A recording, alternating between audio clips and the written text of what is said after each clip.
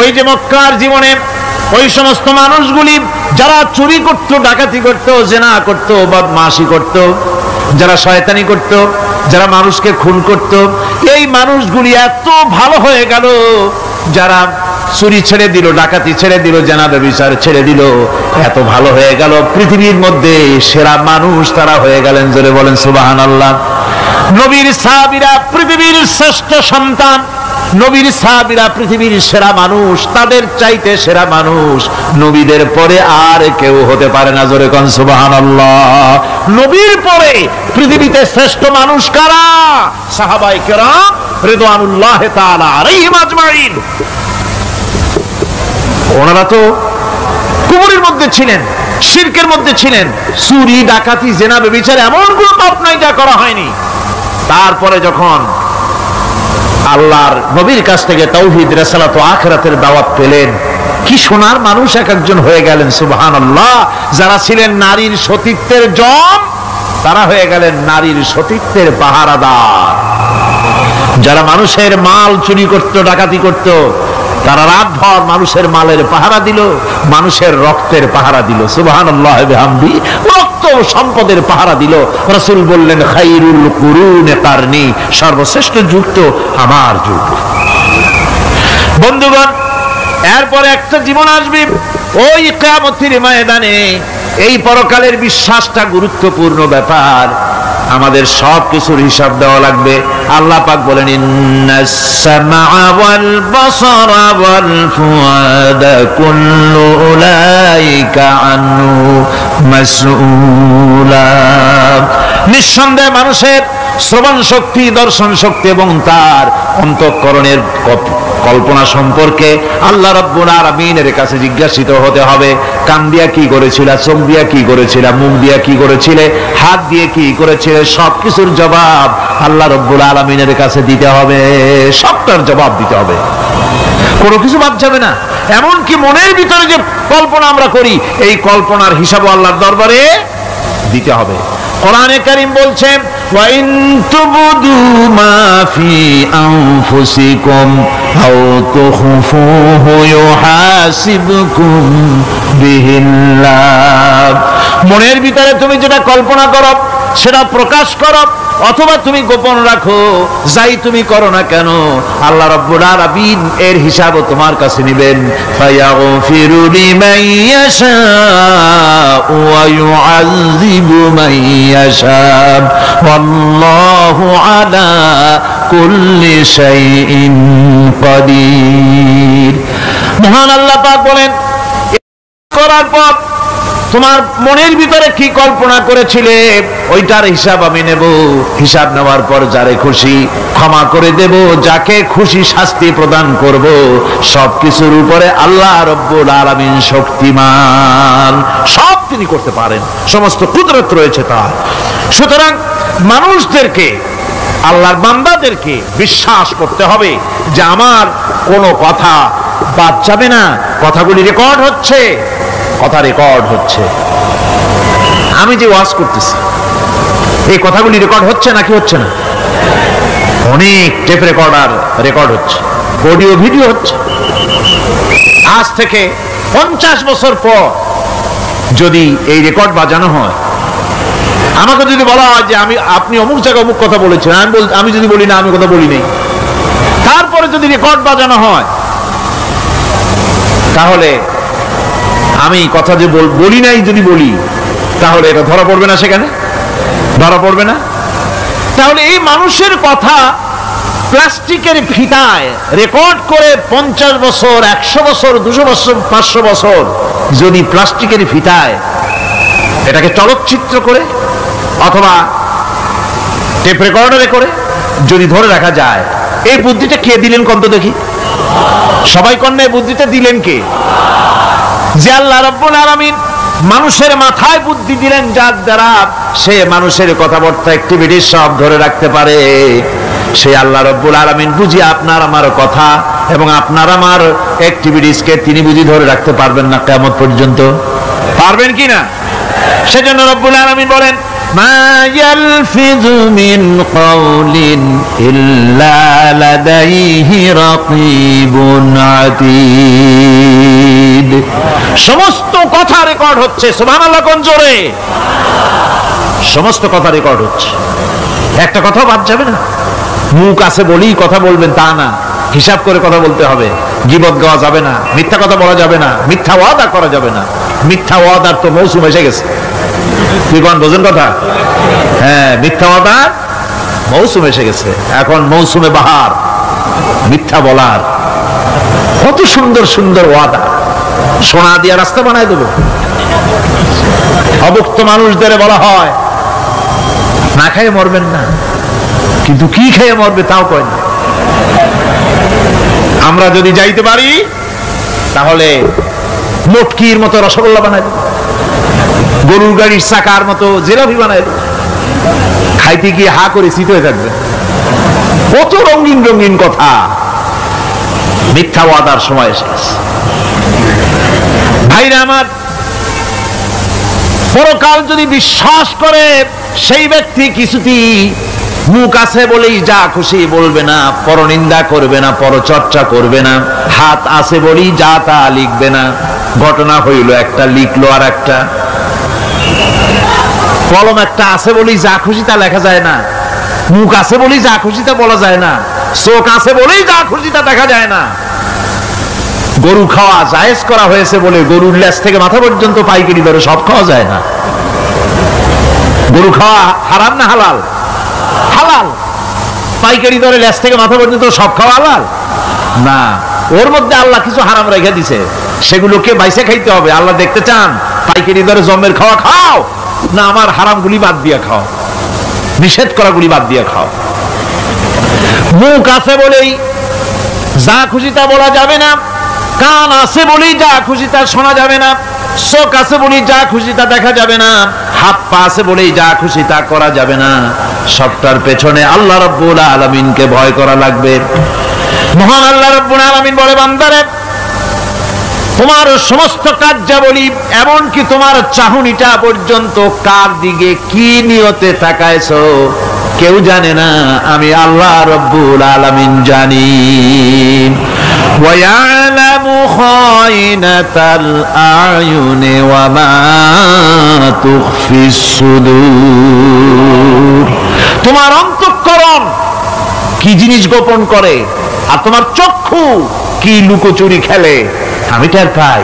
সুবহানাল্লাহ বিহামদি।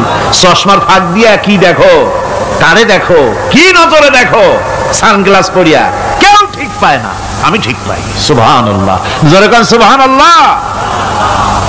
সুতরাং চোখের নজরের হিসাব হবে, হাতের কাজের হিসাব হবে, পায়ের চলার হিসাব হবে, আপনার বলার হিসাব হবে, মুখে যা বলেছেন যা করেছেন, হাত পাও দিয়ে যা করেছেন সবকিছুর হিসাব হবে কিয়ামতের দিন। আল্লাহর দরবারে সবকিছু উপস্থিত হবে, কোন জিনিস বাদ পড়বে না। ফামান ইয়ামাল মিসকালা যাররাতিন খায়রান ইয়ারা ওয়া মান ইয়ামাল মিসকালা যাররাতিন শাররান ইয়ারা। ছোট্ট একটা ভালো কাজ যদি করো তাও হাজির করা হবে সামান্যতম ভালো কাজও তোমার বাদ পড়বে না, আর ক্ষুদ্রতম কোনো খারাপ কাজ করলে তাও উপস্থিত করা হবে সব তোমার সামনে, কোনো জিনিস বাদ পড়বে না, সব দেখতে পাবে কিয়ামতের দিন। ভালো কাজটাও আর খারাপ কাজটাও আল্লাহর কাছে সেদিন আল্লাহ পাক মানুষের সামনে উপস্থিত করে দিবেন। আল্লাহ পাক বলছেন সেদিন এই জমিন তার ভিতরে যা লুকায়িত ছিল জমিন সব বের করে দেবে। কান্নাহুম জারাদুম মুনতাশির। টিড্ডি ফড়িংগুলি পোকাগুলি মাটির থেকে যেমন বেরোয়, এ মাটির ভিতরে যা আছে কিয়ামতের দিন সব মাটি বের করে দেবে। ইযা যুলজিলাতিল আরদু জিলজালাহা ওয়া আখরাজাতিল আরদু আসকালাহা ওয়া ক্বালাল ইনসানু মা লাহা। এই জমিনকে ঝাঁকি মারা হবে প্রবল এক ঝাঁকুনি, প্রবল এক ঝাঁকুনিতে এই পৃথিবীর মধ্যে যা কিছু আছে সব বেরিয়ে যাবে। সুবহানাল্লাহ কইতে ইচ্ছা করে না মিয়ারা? এক ঝাঁকুনিতে পৃথিবী সব বের করে দেবে। মানুষ হয়রান হয়ে বলবে কি হয়েছে, এ মাটির হলোটা কি? আমার বন্ধুগণ, মানুষ হয়রান হয়ে গিয়ে বলবে মাটির কি হলো? আল্লাহ রাব্বুল আলামিন বলেন ইয়াউমাইযিন তুহাদ্দিসু আখবারাহা বিআন্না রাব্বাকা আওহা লাহা। জমিনের উপরে যা ঘটেছে জমিন তা সব বের করে দেবে, সব প্রকাশ করে দেবে। আর এটা এই জন্য হবে যেহেতু তার রবের হুকুম হয়েছে, তার রব হুকুম করেছে বের করবে। জমিনের ভিতরে আছে যা সব বেরিয়ে যাবে, আকাশ ভেঙে পড়বে, পাহাড় উড়ে যাবে, জমিনের ভিতরে যা আছে সব উপরে চলে আসবে। পৃথিবীতে সব শেষ, কিচ্ছু নাই, আকাশ নাই, পাহাড় নাই, সমুদ্র নাই, সব একাকার, চন্দ্র নাই, সূর্য নাই, তারকা নাই, গ্যালাক্সি নাই, মহাশূন্য নাই, সব শেষ। আল্লাহ রাব্বুল আলামিন সমস্ত ফেরেশতাদেরকে শেষ করে দিবেন, সকলের মওত হয়ে যাবে, কেউ আর থাকবে না। এমনকি হযরতে আজরাইল মালাকুল মউত তিনিও থাকবেন না, সব আল্লাহ রাব্বুল আলামিন মৃত্যু করে দিবেন। এরপরে আল্লাহ রাব্বুল আলামিন একা তিনি বলবেন ইয়া দুনিয়া, ইয়া দুনিয়া আইনা আনহারুকি, এ পৃথিবী তোর সেই সমুদ্রগুলো কোথায়, নদীগুলি কোথায়? ইয়া দুনিয়া আইনা আশজারুকি, হে দুনিয়া তোমার গাছগুলি কোথায়? এত বন বনানি, এত গাছ ছিল। ইয়া দুনিয়া আইনা জিবালুকি, হে পৃথিবী তোর জমিনে যত পাহাড় ছিল পাহাড়গুলি কই? যত স্বৈরাচার ছিল জমিনের উপরে, যারা স্বৈরাচারী মনোবৃত্তি নিয়ে মানুষ ধ্বংস করেছে, দেশ ধ্বংস করেছে, মায়ের বুক খালি করেছে, ওই স্বৈরাচারগুলি কই? কোনো জবাব নাই। আল্লাহ পাক এর পরে বলবেন লিমানিল মুলকুল ইয়াউম, কার রাজত্ব? আজকে রাজত্বটা কার? আল্লাহ তিনবার আওয়াজ দিবেন, আজকে রাজত্ব কার? আল্লাহ পাক যখন তিনবার করে ডাক দিবেন, কোনো জবাব নাই, কোনো জবাব নাই। কে জবাব দেবে? আল্লাহ রাব্বুল আলামিনের সামনে কার ক্ষমতা আছে কথা বলার? কেউ তো নাই, সব শেষ। আল্লাহ পাক বলবেন লিল্লাহিল ওয়াহিদুল কাহ্হার, একমাত্র পরাক্রমশালী আল্লাহ রাব্বুল আলামিনের রাজত্ব আজ। সেই হাসরের মাঠে আমাদের সকলকে উপস্থিত হয়ে যেতে হবে। কেউ আমরা এখান থেকে বাঁচতে পারবো না, সবাইকে উঠতে হবে। অপরাধীরা সেখানে অসহায় হয়ে যাবে, অপরাধীরা অসহায় হয়ে যাবে। আল্লাহ পাক বলেন ফাইদা জাআতিস সাখাতু ইয়াওমা ইয়াফিরুল মারউ মিন আখিহি ওয়া উম্মিহি ওয়া আবিহি ওয়া সাহিবাতিহি ওয়া বানিহি, অবশেষে যখন কান ফাটানো আওয়াজ আসবে, এই আওয়াজ সেদিন মানুষ নিজের মা বাপ ভাই বোন সব থেকে বিচ্ছিন্ন হয়ে যাবে, সব একের থেকে আরেকজন পালায় যাবে, হারায় যাবে, কেউ কাউকে আর খুঁজে পাবে না। সেদিন ওই কিয়ামতের মাঠে বিভীষিকাময় দৃশ্য, মানুষ হয়রান হয়ে যাবে। মাথার এক হাত অথবা অর্ধ মাইল অথবা এক বিগত এতটুকুন উপরে ওই প্রকাণ্ড সূর্যটার তাপ আসবে, গুনাহগারের মাথার চান্দি ফেটে গিয়া মগজগুলি গলে গলে নাক কান দিয়ে বেয়ে পড়তে লাগবে, জিহ্বাটা কুকুরের মতো ঝুলে নাভিস্থল পর্যন্ত পড়ে যাবে, মাটিটা সূর্যের উত্তাপে তামার মতো গরম হয়ে যাবে, সারা হাসর জুড়ে আওয়াজ হবে পানি পানি পানি। মানুষেরা হয়রান হয়ে যাবে সেই হাসরের ময়দানে। এই চরম কষ্টের ভিতরে আল্লাহ রাব্বুল আলামিন বলেন সেদিন দুটো ভাগ হয়ে যাবে, একদল মানুষের চেহারা আলোয় ঝলমল হয়ে যাবে, আর একদল মানুষের চেহারাগুলি কালো হয়ে যাবে। উজুহু ইয়াউমাইযিন মুসফিরাতুন দাহিকাতুন মুস্তাবশিরা ووجوه يومئذ عليها غبرة আল্লাহ পাক বলেন এক শ্রেণীর মানুষের চেহারা হাস্যোজ্জ্বল ঝলমলে হয়ে যাবে, আর এক শ্রেণীর মানুষের চেহারাগুলি কালো হয়ে যাবে। তারহাকুহা কাতারা উলাইকা হুমুল কাফারাতুল ফাজারা। হাস্যোজ্জ্বল, স্বচ্ছন্দপূর্ণ, সুন্দর, উজ্জ্বল ঝলমলে চেহারা হবে ঈমান আনার কারণে, পরকালকে বিশ্বাস করার কারণে, আল্লাহ এবং রাসূলের কথা অনুযায়ী জীবন যাপনের কারণে চেহারাটা উজ্জ্বল হয়ে যাবে। আর আল্লাহর নাফরমানি, রাসূলের নাফরমানি, পরকালকে অস্বীকার করার কারণে কাফেরগুলির চেহারা, মুনাফিকগুলির চেহারা কালো হয়ে যাবে। তাদেরকে আলাদা করে দেওয়া হবে। ফামতাজুল ইয়াওমা আইয়ুহাল মুজরিমুন, মুজরিমদেরকে আলাদা করে দেওয়া হবে, দুইটা ভাগ হয়ে যাবে। এই চরম অবস্থা সৃষ্টি হবে কিয়ামতের ময়দানে। সেদিন রাসূল করিম সাল্লাল্লাহু আলাইহি ওয়াসাল্লাম উম্মতের জন্য সুপারিশ করবেন। সেই সুপারিশ যেন আমাদের করতে পারেন, সেজন্য আমাদেরকে তৈরি করতে হবে, সে ধরনের যোগ্য আমাদেরকে বানাতে হবে।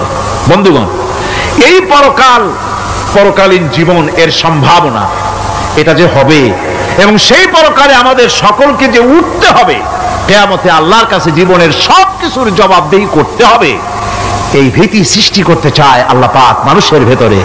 আল্লাহ পাকের চাইতে মানুষের কল্যাণকামী আর কেউ আছে? চিল্লায় কোন আল্লাহর চাইতে, বিশ্ববাসীর সৃষ্টি জগতের কল্যাণকামী আল্লাহর চাইতে, রাসূলের চাইতে বেশি কেউ কি আছে? সে আল্লাহ পাক সব বলে দিলেন, ওপেন সিক্রেট করে দিলেন, সব গোপন ফাঁস করে দিলেন। কেমনে বিচার হবে, কেমনে কিয়ামত অনুষ্ঠিত হবে, কেমনে কি হবে, সব খুলে খুলে আল্লাহ পাক বলে দিলেন আমাদেরকে ভালো হওয়ার জন্য। কোরআনে কারীম বলছে, লাইসাল বিররা আন তুওয়াল্লু ওয়ুজুহাকুম কিবালাল মাশরিকি ওয়াল মাগরিব।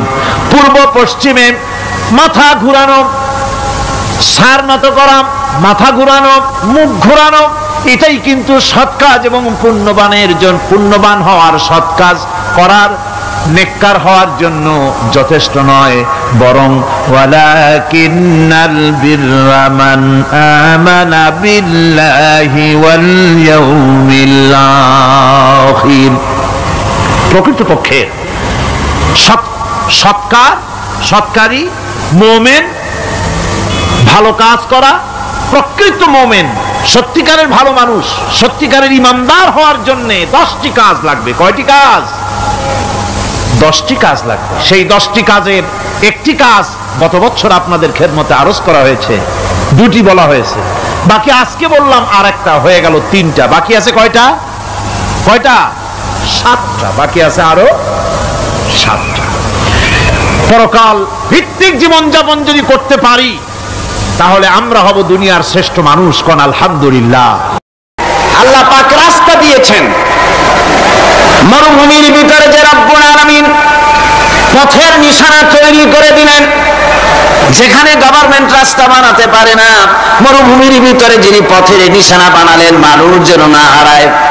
যে আল্লাহ রব্বুল আলামিন দুর্গম পাহাড়ের ভিতরে গিরিপথ তৈরি করে দিলেন, মানুষ যেন হারায় না যায়। সমুদ্রের ভেতরে নাবিকরা দিনের বেলায় সূর্যের আলো দেখে পথ চলে, রাতের আধারে সে যেন গভীর সমুদ্রের ভিতরে হারায় না যায়। আল্লাহ তাই আকাশের ভিতরে তারকা মণ্ডলী খচিত করে রেখেছেন। সমুদ্রের নাবিকেরা, জাহাজের নাবিকেরা তারকা দেখে দেখে পথ নির্ণয় করে নেন। যে মাবুদ রাস্তা বানালেন জঙ্গলের ভিতরে, পাহাড়ি এলাকার ভিতরে, যে মহান প্রভু রাস্তা বানালেন, নিশানা বানালেন মরুভূমির ভিতরে, যিনি রাস্তা দেখায় দিলেন গভীর সমুদ্রের ভেতরে, সেই আল্লাহ রব্বুল আলামিন। আমরা দুনিয়ার বুকে মানুষেরা অন্ধকারে মরবো, রাস্তা হবে না, এমনটি তো হতেই পারে না। আল্লাহ রব্বুল আলামিন আমাদের জন্য রাস্তা বানাইছেন। মহান আল্লাহ রব্বুল আলামিন বলেন, ওয়ালাল্লাহি কাসদুস সাবিলি ওয়া মিনহা জাইরুন। আল্লাহ পাক বলেন, সোজা রাস্তা, সোজা পথ বলে দেওয়ার দায়িত্ব আমি আল্লাহর। যেখানে রয়েছে অসংখ্য বাঁকা পথ, অসংখ্য বাঁকা পথ যেখানে, যে পৃথিবীতে, সেখানে সোজা রাস্তা বলে দেওয়ার দায়িত্বটা কার? জোরে বলেন কার? আল্লাহ শুধু সৃষ্টি করেন না, সৃষ্টি করেন, শিক্ষা দেন, পথ বলে দেন, পথটাও বাকি রাখেন না, পথটাও তিনি বলে দিয়ে দেন। হযরতে মূসা আলাইহিস সালামের কাছে ফেরাউন প্রশ্ন করল, তুমি যে রবের দাবি করছো, যে একজন রব আছেন, সে রবের পরিচয় কি? তোমার সেই রব কে? হযরত মূসা আলাইহিস সালাম যে জবাবটা দিলেন, কি সুন্দর জবাব! এক কথার ভিতরে সমস্ত কথা সন্নিবেশিত হয়ে গেছে। ফিরআউনের প্রশ্নের জবাবে রব কে, এ কথার জবাব দেওয়া যায়, হাজার হাজার পৃষ্ঠা লেখা যায়। রবকে, তার পরিচিতি। আমি যদি এখন শুধু রব শব্দের ব্যাখ্যা করি, তাফসীর করি, রাত শেষ হয়ে যেতে পারে, ইনশাআল্লাহ ব্যাখ্যা দেওয়া যাবে। কিন্তু মূসা আলাইহিস সালাম কি সুন্দর একটা জবাব দিয়ে দিলেন, রবকে শোনো। রব্বুনাল্লাযী আ'তা কুল্লা শাইইন খালকাহু সুম্মা হাদা। রব হচ্ছেন সেই, আমার প্রভু হচ্ছেন তিনি, যিনি সমস্ত সৃষ্টিকে, সমস্ত মাখলুকাতকে যিনি সৃষ্টি করেছেন, আর সৃষ্টি করার পর তার চলার জন্য পথ তৈরি করে দিয়েছেন। তিনি হচ্ছেন আল্লাহ পাক, যিনি সৃষ্টি করেন আর পথের দিশা দেন। তিনি হচ্ছেন আল্লাহ পাক, তিনি হচ্ছেন রব। শুধু বানান না, বানাবার পরে তার প্রয়োজনটাও মিটায় দেন। আল্লাহ পাক সেই আল্লাহ বলছেন, খালাকাল ইনসানা আল্লামাহুল বায়ান। তিনি মানুষ সৃষ্টি করেছেন। আমি সম্ভবত দ্বিতীয় দিনে আপনাদেরকে বলেছিলাম, মানুষ বানর থেকে আসে নাই, মানুষ ওরাং ওটাং থেকে আসে নাই, মানুষ শিম্পাঞ্জি থেকে আসে নাই, মানুষ বাঁদরের গোষ্ঠী নয়, মানুষ এসেছে মাটি থেকে, আদম থেকে। মানুষের পূর্বপুরুষ হচ্ছেন হযরতে আদম আলাইহিস সালাম। মানুষের পূর্বপুরুষ কে? আদম আলাইহিস সালাম। আর মানুষের পূর্বপুরুষ হচ্ছেন আদম আলাইহিস সালাম, আর তার উৎপত্তি হচ্ছে মাটি থেকে। মানুষ এসেছে আদম থেকে, আদম এসেছে মাটি থেকে। এখন আল্লাহ পাক বলছেন যে আমি হচ্ছি তোমার স্রষ্টা, আমি তোমাকে বানাইছি। কোরআনে কারীমের কথা এভাবে বলছে, কাইফা তাকফুরুনা বিল্লাহি ওয়া কুনতুম আমওয়াতান ফাহিয়াকুম সুম্মা ইউমীতুকুম সুম্মা ইউহয়ীকুম সুম্মা ইলাইহি তুরজাউন। হে মানুষ, তোমরা কিভাবে কুফরি করো, অস্বীকার করো, আল্লাহর সাথে নাফরমানি করো? কিভাবে করো? যে আল্লাহ তোমাকে, তুমি ছিলে মৃত্যু, তোমাকে আল্লাহ পাক জিন্দা করেছেন, এই জিন্দা থেকে আবার মৃত্যু করবেন, আবার মৃত্যু থেকে তোমাদেরকে জিন্দা করবেন, আবার সেই আল্লাহর কাছে তোমাদেরকে ফিরে আসতে হবে। সুতরাং মানুষ জন্মের পূর্বে সব মৃত্যু ছিল, এ কথা তো আজ বিজ্ঞান সম্মত কথা, বৈজ্ঞানিক সত্য কথা। মানুষ জন্মের আগে মৃত্যু ছিল। কিভাবে? মানুষের উৎপত্তি থেকে এলো, কোরআনে কারীম তা পরিষ্কার করে বলছে। তোমাকে কিভাবে সৃষ্টি করেছে তুমি দেখো। সন্তান মায়ের জরায়ুতে আসার পূর্বে সে ছিল পিতার শুক্রকীট আর মায়ের ডিম্বাণু, অর্থাৎ স্পার্মটোজন এবং ওভাম, এই দুটি জিনিসের মধ্যে সে বিভক্ত ছিল। মায়ের বক্ষপিঞ্জর এবং পিতার পৃষ্ঠদেশ থেকে সবেগে নির্গত এক ফোঁটা পানি দিয়ে আমি আল্লাহ পাক তোমাকে সৃষ্টি করেছি। কোরআনে কারীম বলছে, হাল আতা আলাল ইনসানি হিনুম মিনাদ দাহরি লাম ইয়াকুন শাইআম মাযকুরা। মানুষের জীবনে কি এমন এক সময় এসেছিল না যখন সে উল্লেখযোগ্য বিষয় বস্তু হিসেবে পরিগণিত ছিল না? তোমার নাম ছিল না, পরিচয় ছিল না, কিছুই ছিল না, দুনিয়ার কেউ তোমাকে জানতো না, শুনতো না। আমি আল্লাহ পাক তোমাকে সৃষ্টি করেছি। তুমি কোত্থেকে এলে? কোরআনে কারীম থেকে তা জেনে নাও। আল্লাহ রাব্বুল আলামিন বলেন, ইন্না খালাকনাকুম মিন তুরাবিন সুম্মা মিন নুতফাতিন সুম্মা মিন আলাকাতিন সুম্মা মিন মুদগা তোমাকে সৃষ্টি করেছি মাটির উপাদান দিয়ে তৈরি করলাম। মা বাপের পুরুষের স্পার্মটোজন আর মহিলাদের অভাব দুটি মিলে মায়ের গর্ভের ভিতরে নাপাক পানি ফোটাকে জমাট রক্তে পরিণত করে দিলাম। এই জমাট রক্তকে গোশত বানালাম, কচি কচি হাড় দিয়ে একটা বডি, একটা স্ট্রাকচার তৈরি করলাম। তারপরে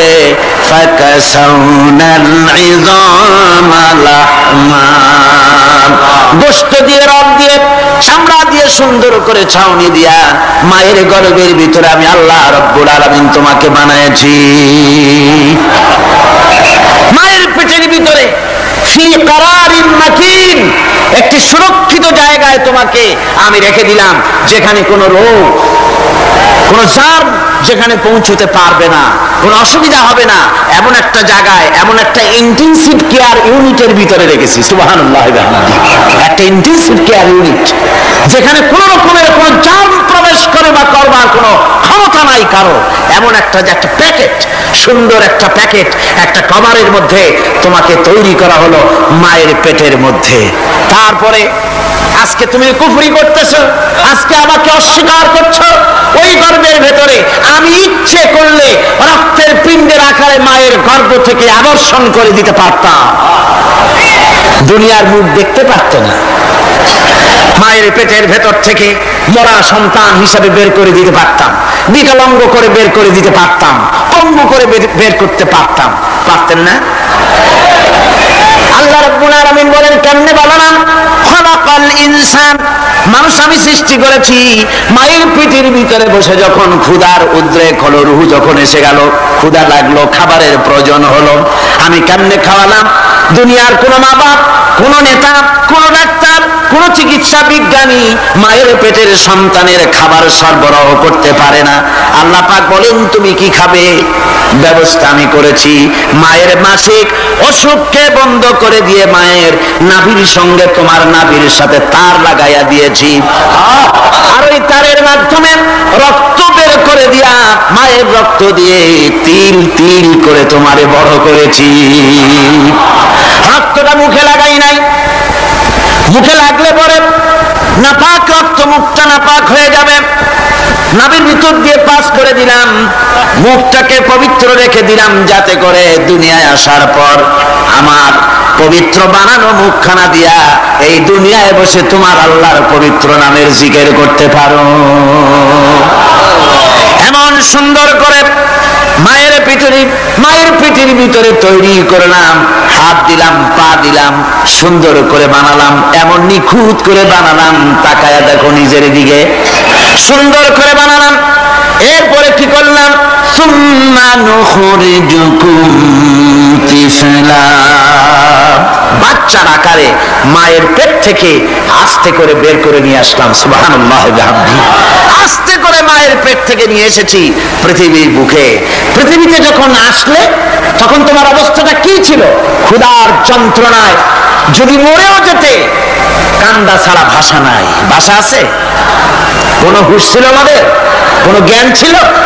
আল্লাহ রাব্বুল আলামিন বলেন, আল্লাহু আখরাজাকুম মিন বুতুনি উম্মাহাতিকুম লা তা'লামুনা শাইআ, মায়ের গর্ভ থেকে এমন অবস্থায় বের করে এনেছি যখন তোমার কোনো হুঁশ নাই, জ্ঞান নাই, কথা বলতে পারো না, পায়খানার ভিতরে পড়ে থাকো, ট্যাটা করে কান্দা ছাড়া পথ নাই, পানির পিপাসায় গলা শুকায় যায়, কান্দা ছাড়া পথ নাই, মনের তোমার মুখের কোনো ভাষা নাই কান্না ছাড়া।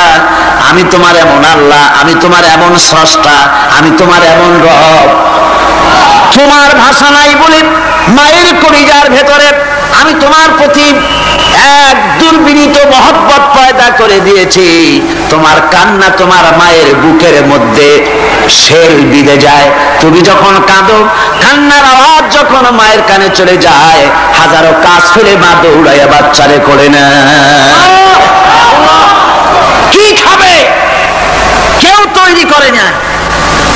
আল্লাহ রাব্বুল আলামিন বলে, বান্দারে দুনিয়ায় আসার আগে তুমি কি খাবে, খাবারের বন্দোবস্ত আমি আল্লাহ করেছি, আমি এমন স্রষ্টা। তুমি দুনিয়া আসার 6 মাস মাস আগে তোমার মায়ের বুকের ওপরে তোমার খাদ্য গরম করে আমি আল্লাহ রিজার্ভ করে রেখে দিয়েছি। সেই খাদ্য শুধু খাদ্য নয়, রোগের প্রতিষেধক, এটা ওষুধ। আজ বিজ্ঞানীরা, চিকিৎসা বিজ্ঞানীরা বলছেন মায়ের দুধ সন্তানের খাদ্যের, মায়ের দুধের চাইতে কোনো বিকল্প কিছুই নাই। সন্তান পৃথিবীতে এলে মায়ের প্রথম দুধটা, গ্রামে গঞ্জে অশিক্ষিত এলাকায় প্রথম দুধটা ফেলে দেয়, এটাকে মনে করে এটা খারাপ, এটা খাওয়াতে নাই, তাহলে ধনুষ্টঙ্কার হবে, হাবিজাবি কথা বলে। আল্লাহ দুধ বানাইছে বাচ্চার ধনুষ্টঙ্কার হওয়ার জন্য।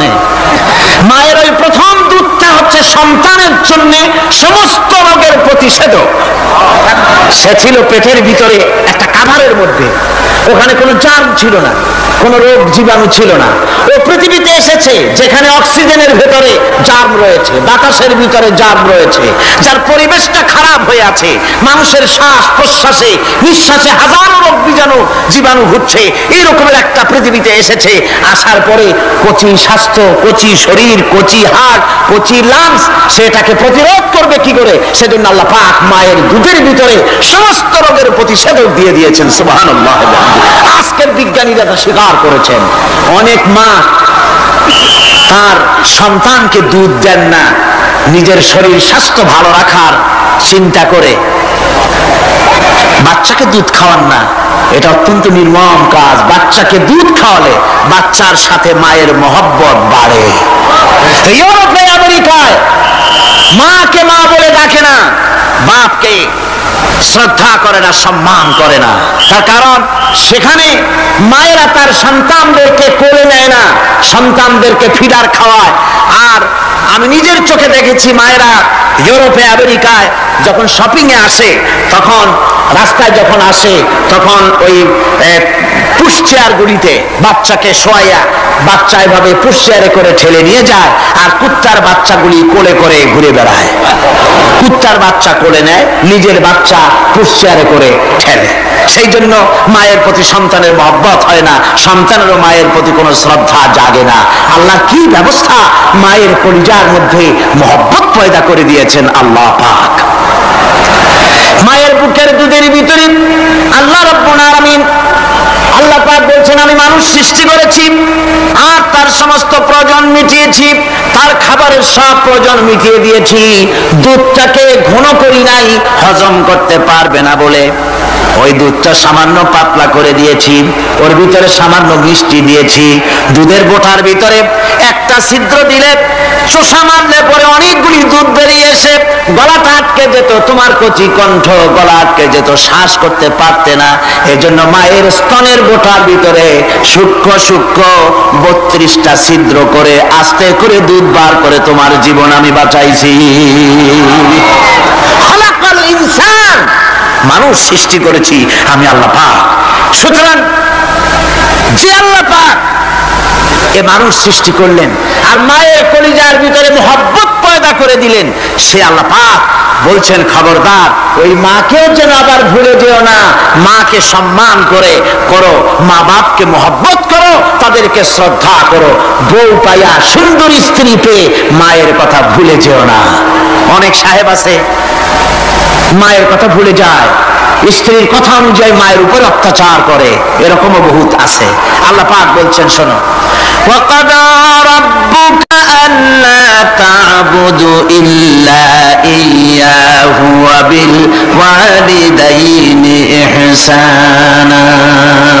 তোমার প্রভুর পক্ষ থেকে ফয়সালা হয়েছে, চূড়ান্ত সিদ্ধান্ত হয়ে গিয়েছে, আমি আল্লাহর ইবাদতের পর তোমার মা বাপের ইহসান করবে, খেদমত করবে, তাদের জন্য উপকার করবে, তাদেরকে ভালোবাসবে।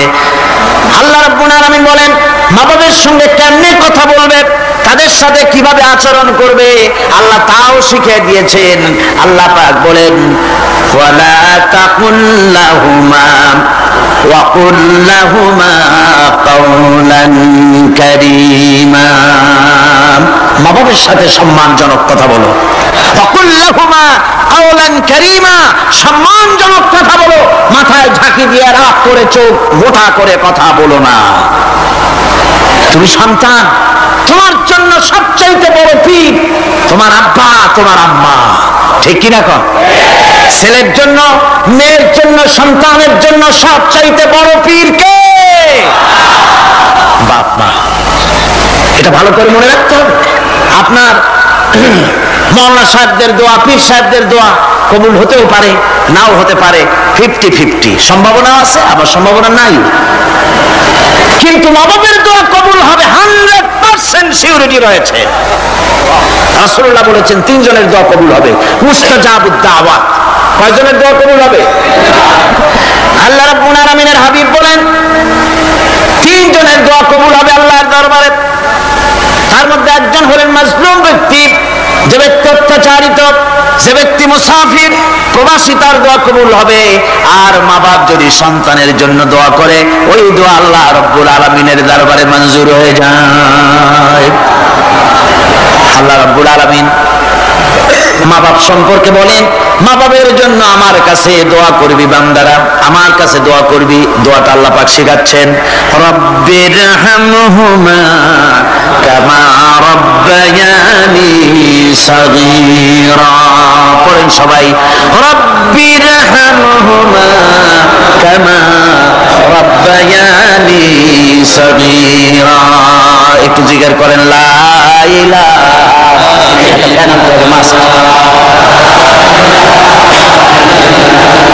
লা ইলাহা ইল্লাল্লাহ, লা ইলাহা ইল্লাল্লাহ, লা ইলাহা ইল্লাল্লাহ, লা ইলাহা ইল্লাল্লাহ মুহাম্মাদুর রাসূলুল্লাহ।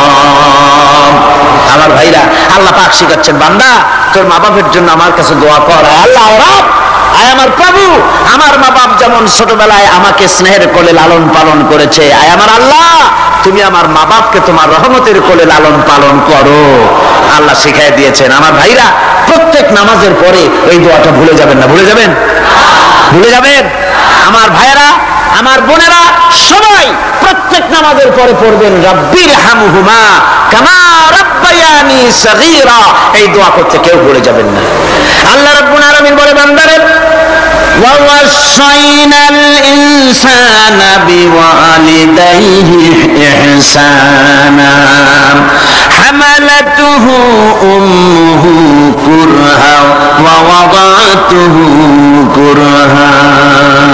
আল্লাহ পাক বলেন, আমি পৃথিবীর সমস্ত মানব মণ্ডলীকে উপদেশ দিয়েছি, মা বাপকে সম্মান করো, শ্রদ্ধা করো, তাদের উপকার করো। তার কারণ হলো তোমার মা তোমাকে গর্ভে ধারণ করেছে অত্যন্ত কষ্টের সাথে। আল্লাহ বলতেছেন, মা তোমাকে গর্ভ ধারণ করেছে অত্যন্ত কষ্টের সাথে, এরপরে তোমাকে ডেলিভারি করেছেন অত্যন্ত কষ্টের সাথে, তোমাকে ডেলিভারি করেছেন। আমার ভাইয়েরা, জনাব অধ্যাপক মফিজুর রহমান সাহেব আমাকে বলছেন যে মাহফিলের চতুর্দিকে ওনাদের কাছে রিপোর্ট এসেছে, এক শ্বাসরুদ্ধকর পরিবেশ সৃষ্টি হয়ে গিয়েছে। মহিলাদের ভেতরে 3 জন নাকি সেন্সলেস হয়ে পড়েছেন, এত প্রচন্ড ভিড় হয়েছে সেখানে। আমি আপনারা দোয়া করুন, আল্লাহ যেন এই মাহফিলকে সুন্দর রূপে পরিচালিত করে দেন, রহমতের হাওয়া যেন বহায় দেন। জোরে কোন আমিন, আর জোরে কোন আমিন। আমি দেখতে পাচ্ছি আপনারা ঠাসাঠাসি করে বসেছেন, তারপরেও আল্লাহ পাক কোরআন শরীফে বলেছেন, তোমরা যদি অপর ভাইকে একটু জায়গা করে দাও, নিজের জায়গা কম করে, আল্লাহ বেহেশতের মধ্যে তোমার জায়গা বাড়াই দেবেন। আল্লাহ পাক কোরআন শরীফে বলেছেন।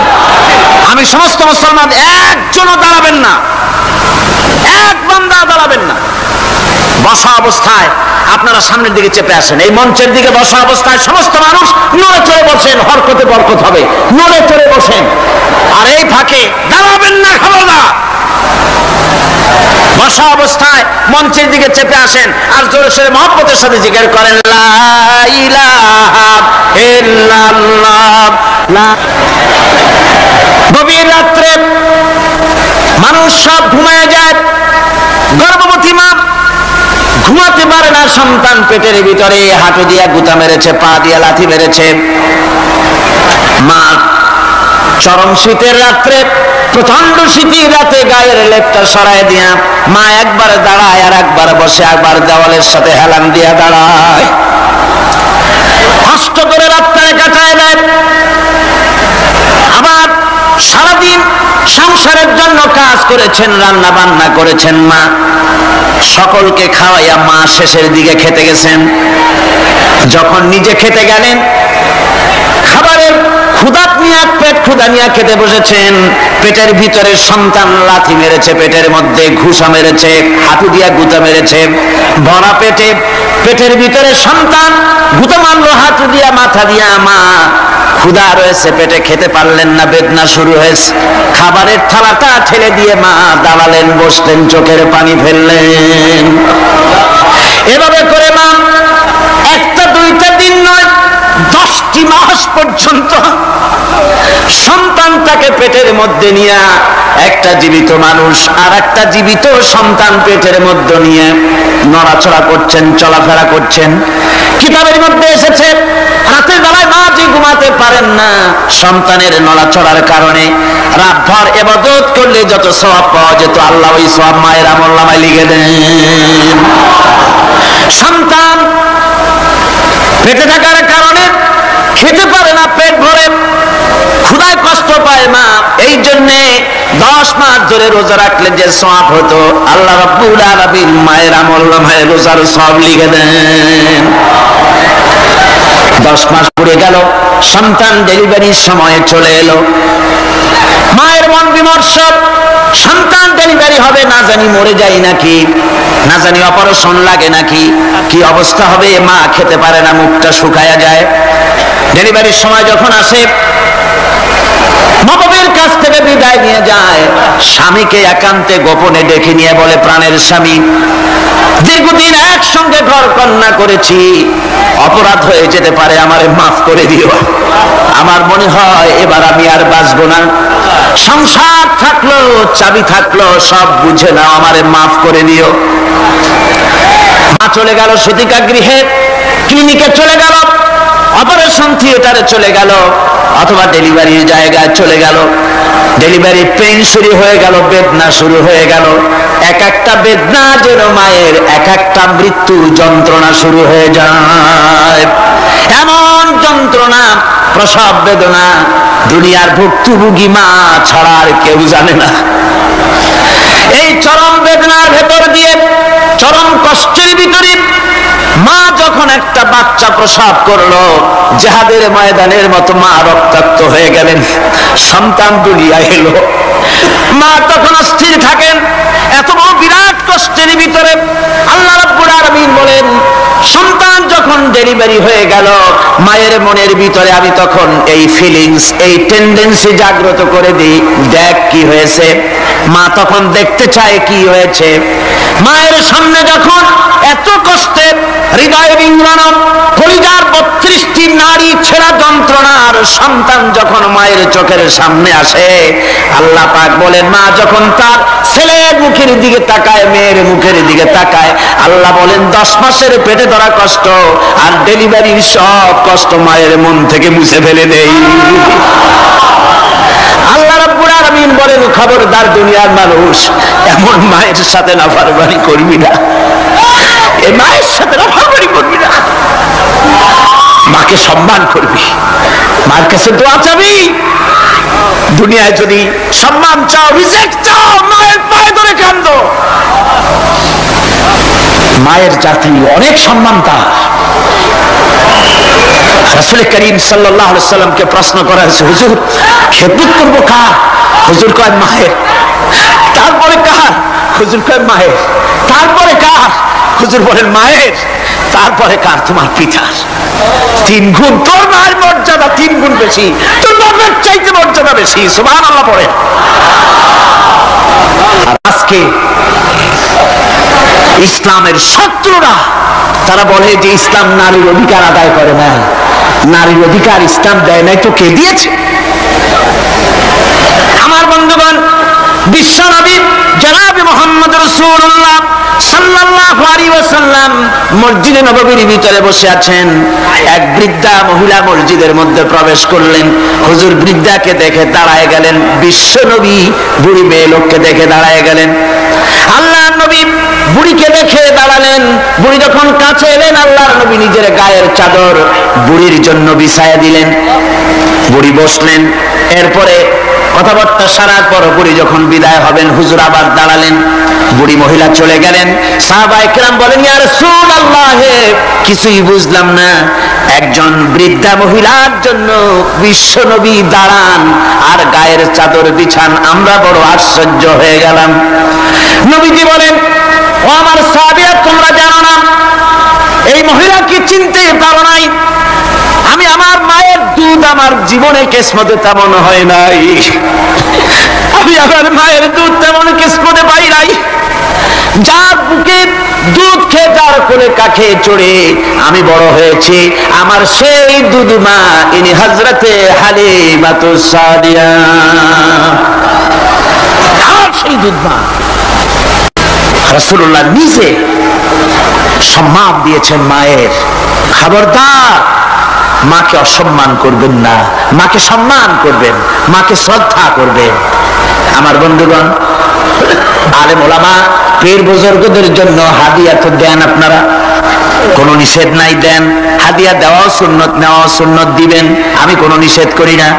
কিন্তু আমি বলতে চাই, পীর বুজুর্গদের কাছে, আলেম ওলামাদের কাছে হাদিয়া দিয়া আল্লাহরে যত না খুশি করতে পারবেন, এই ডালিম বেদানার মৌসুমে বেদানা একটা ভেঙে নিজ হাতে যদি মায়ের মুখে তুলে দেন, আল্লাহর আরশ খুশি হয়ে যাবে, আল্লাহর আরশে আজিম খুশি হয়ে যাবে, আল্লাহ পাক খুশি হয়ে যাবেন। মায়ের খাওয়াও, বাপকে খাওয়াও, তোমার সবচেয়ে বড় পীর তিনি। সুবহানাল্লাহ পড়ো, সুবহানাল্লাহ। মা বাপ যদি একটু দোয়া করে দেয়, তোমার জিন্দেগির কাম শেষ। একটু বদদোয়া করলে জাহান্নামে যাবা। কোন পীর সাহেব বদদোয়া করলে জাহান্নামে যাবে এমন কথা নয়, কোন মাওলানা বদদোয়া করলে দোজখে যাবে এমন কথা নয়। রাসূল বলেছেন, হুমা জান্নাতুকা ওয়া নারুকা, মা বাপ তোমার বেহেশত, মা বাপ তোমার জাহান্নাম। মা বাপ যদি অসন্তুষ্ট হয়, দোজখে যাবি, আর মা বাপ যদি খুশি, আল্লাহর জান্নাতে চলে যাবি। সুবহানাল্লাহ, সুবহানাল্লাহ, সুবহানাল্লাহ। মায়ের পায়ের তলে তোর বেহেশত। আমরা পুরুষ, আমাদের গত বছরও বলেছি, আমরা পুরুষ, আমাদের পায়ের তলে জুতা, আমাদের পায়ের তলে কি? শুধু জুতা। আর আমার মা, আমার মায়ের জাতি যারা এই প্যান্ডেলে বসে আছেন, আমার মায়েরা, বোনেরা, মায়ের জাতি যারা পৃথিবীতে, মায়ের জাতির পায়ের তলে আল্লাহর বেহেশত। সুবহানাল্লাহ। নারীর মর্যাদা ইসলাম দেয় নাই, কে দিয়েছে? আল্লাহ দিয়েছেন, আল্লাহ রাসূল দিয়েছেন। আমার বন্ধুগণ,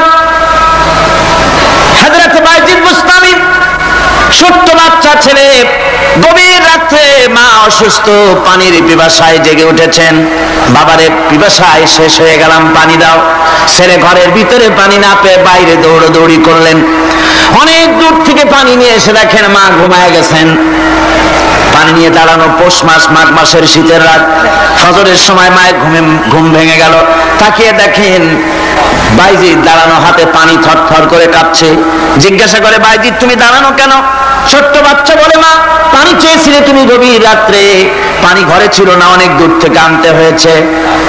মা বলছে, ঘুমাও নাই কেন গ্লাস থুইয়া? বাচ্চা বলে, ঘুমাই নাই, তুমি যদি আবার পানি চাও, সময় মতো যদি দিতে না পারে, মা তোমার কষ্ট হবে, এই জন্য ফজর পর্যন্ত আমি দাঁড়ায় আছি, কখন তুমি পানি চাও। মা হাতের থেকে পানি নিয়ে পান করলেন। বাইজিদকে বিছানার উপরে আরাম করে কম্বল দিয়ে ঘুম পড়াইয়া দিলেন। হযরত বাইজিদের মা উযু করে ফজরের নামাজ পড়ে সিজদায় চলে গেলেন। চিৎকার মেরে কেঁদে বলেন, আমার রব, আমার আল্লাহ, আমি আমার বাইজিদের মা, আমি মা হয়ে বাইজিদের জন্য দোয়া করি। বাইজিদ আমার জন্য আজকে যা করেছে, আমি মা, আমার কলিজা ঠান্ডা হয়ে গেছে। হায় আল্লাহ, আমি বাইজিদের জন্য দোয়া করি, তুমি তাকে সুলতানুল আরিফিন বানাইয়া দিও। মঞ্জুর হয়ে গেল আল্লাহ পাকের কাছে দোয়া। আমার ভাইরা, আল্লাহ পাক বলছেন, খবরদার, আমার ইবাদতের পরে মা বাপ, আল্লাহর ইবাদতের পরে কারা? মা বাপ। মা বাপকে সম্মান করো, শ্রদ্ধা করো, মোহাব্বত করো, কিসমত খুলে যাবে, কিসমত খুলে যাবে। মা বাপকে সম্মান করো। হযরত আবু হুরায়রা রাদিয়াল্লাহু তাআলা আনহু রাসূলের সামনে এসে কাঁদতেছেন।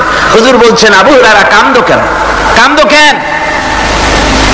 রাতের বেলা কাঁদো কেন? হযরত আবু হুরায়রা বলছেন, হুজুর আমাকে মা মেরেছেন। হুজুর বলছেন, মা মারলো কেন? কোন অপরাধ করেছো?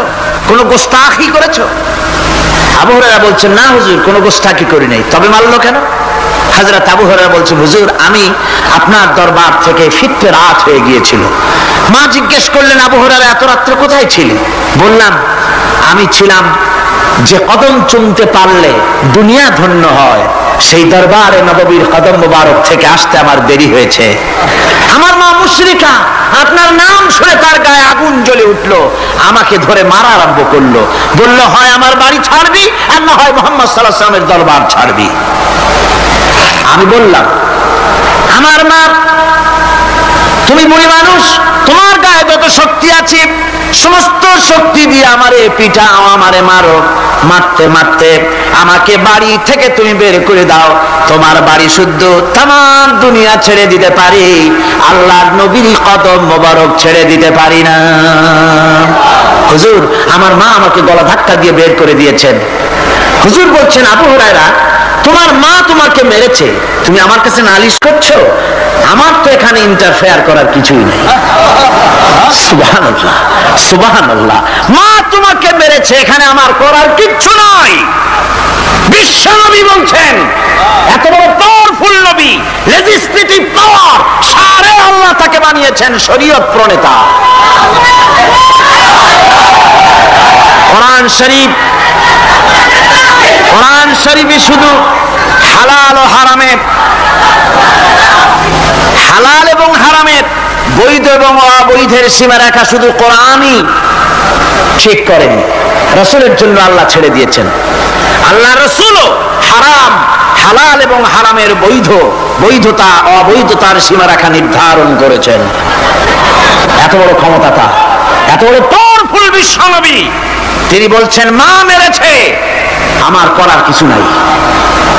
চিন্তা করেন কত বড় কথা, এ কথার লোড কত। হযরত আবু হুরায়রা বলেন, ইয়া রাসূলুল্লাহ,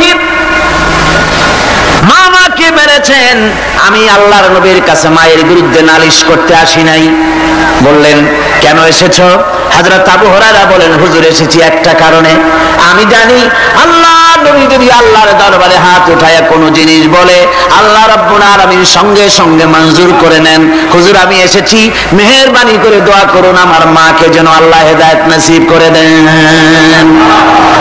আল্লাহ নবী হাত উঁচু করে বললেন, আল্লাহুম্মা হিদি উম্মা আবি হুরায়রা, আয় আল্লাহ আমি দোয়া করি আবু হুরায়রার মাকে তুমি হেদায়েত নসিব করে দাও।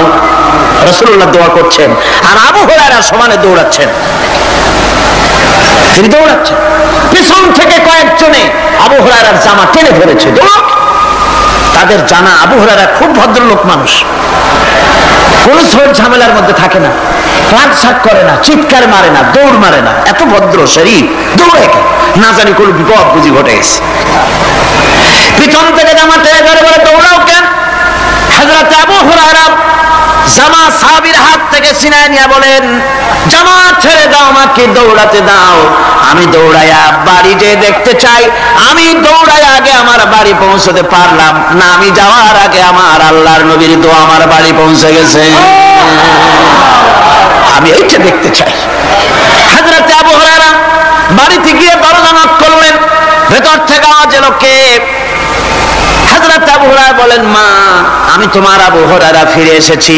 মা বলছেন, বাবা অপেক্ষা করো, দরজা খুলতেছি। হযরত আবু হুরায়রা বলেন, মায়ের গলার আওয়াজের ভিতরে শিরকিয়াতের কর্কশতা পেলাম না, মায়ের গলার আওয়াজের ভিতরে তাওহীদের গন্ধ পেলাম।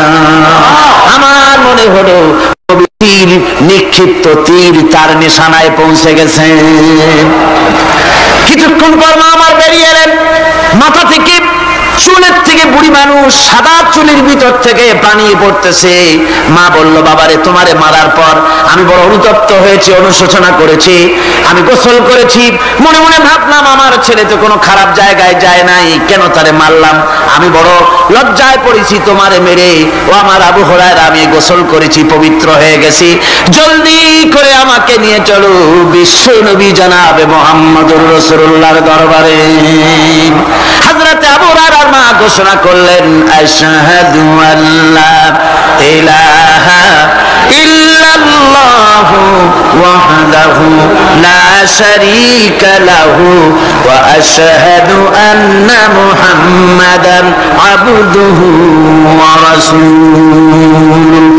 আমার ভাইরা, মা বাপ সবচেয়ে সম্মানের জিনিস। আল্লাহর ইবাদতের পরই মা বাপের খেদমত করতে হবে। আল্লাহ পাক বলছেন, বান্দারে দেখ, মায়ের পেট থেকে আনলাম, মায়ের বুকের মধ্যে মহব্বত পয়দা করলাম, এত মহব্বত দিলাম তোর উপরে,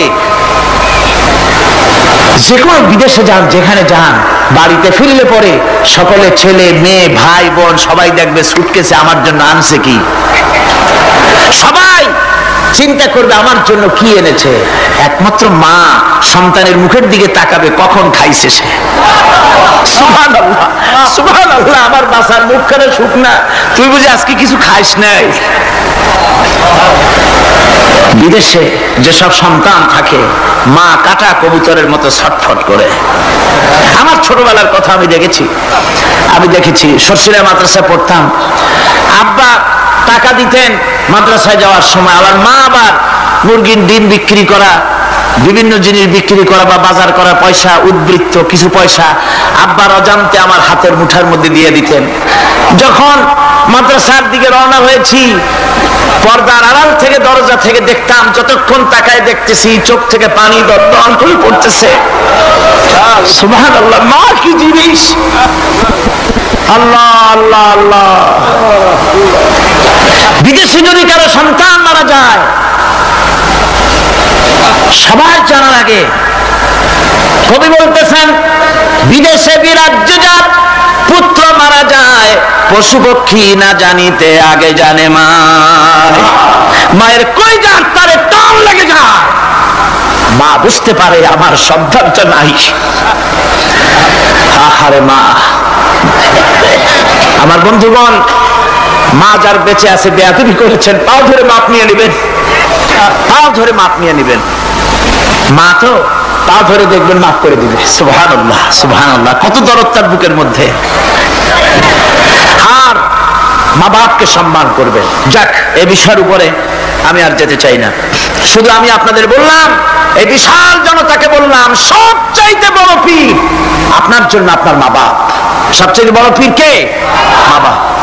কোরআনে কারিমের মধ্যে আল্লাহ পাক এই পৃথিবীর বুকে যারা আরামে টাটকা সুখগুলি আরামগুলি যারা বর্জন করে আল্লাহ রাব্বুল আলামিনকে বিশ্বাস করে যারা জীবন পরিচালনা করেছে, আল্লাহ পাক তাদের জন্য জান্নাত রেখেছেন এবং তাদের জন্য বলছেন, সাবিকু ইলা মাগফিরাতিন মির রাব্বিকুম ওয়া জান্নাতিন আরদুহা কা'আরদিস সামাই ওয়াল আরদ উইদ্দাত লিল্লাযীনা আমানু বিল্লাহি ওয়া রাসূলিহি। আল্লাহ পাক বলেন, প্রতিযোগিতা করো আল্লাহর মাগফিরাত কামনার জন্য আর জান্নাতে যাওয়ার জন্য প্রতিযোগিতা করো। আল্লাহর রহমত পাওয়ার জন্য সৎ কাজের প্রতিযোগিতা করো, তাহলে আল্লাহ রাব্বুল আলামিন তোমাদেরকে ক্ষমা করবেন আর তোমাদের জন্য এমন জান্নাত দিবেন যেই জান্নাত আকাশের বিশালতার জমিনের বিশালতার মতো। এই বিরাট জান্নাত তোমাদেরকে দিবেন। এই জান্নাত চিরস্থায়ী সুখ এবং শান্তি জায়গা হবে। মাসালুল জান্নাতিল্লাতী উইদাল মুত্তাকুন ফিহা আনহারুম মিন মাইন গায়রি আসিলিন ওয়া আনহারুম মিন লাবানিন লাম ইয়াতাগায়্যার তা'আমুহু। আল্লাহ পাক বলছেন, জান্নাত আল্লাহ পাক ওয়াদা করেছেন মুত্তাকীদের জন্য। আল্লাহ পাক জান্নাত দিবেন, যে জান্নাতের ভিতরে রয়েছে মধুর প্রস্রবণ, রয়েছে দুধের প্রস্রবণ, রয়েছে সেখানে স্বচ্ছ পানীয় পানির প্রস্রবণ রয়েছে। এই সুন্দর জান্নাত, ঝর্ণা ধারা আল্লাহ পাক সৃষ্টি করেছেন, বাগ বাগিচা দিয়ে ভরে রেখেছেন জান্নাত। সেই জান্নাতে জান্নাত হবে এয়ার কন্ডিশন, রোদ্রের তাপ হবে না সেখানে, রোদ্রের খরতাপ হবে না সেখানে, ঠান্ডার প্রচন্ডতা থাকবে না। কিরকম হবে জায়গাটা?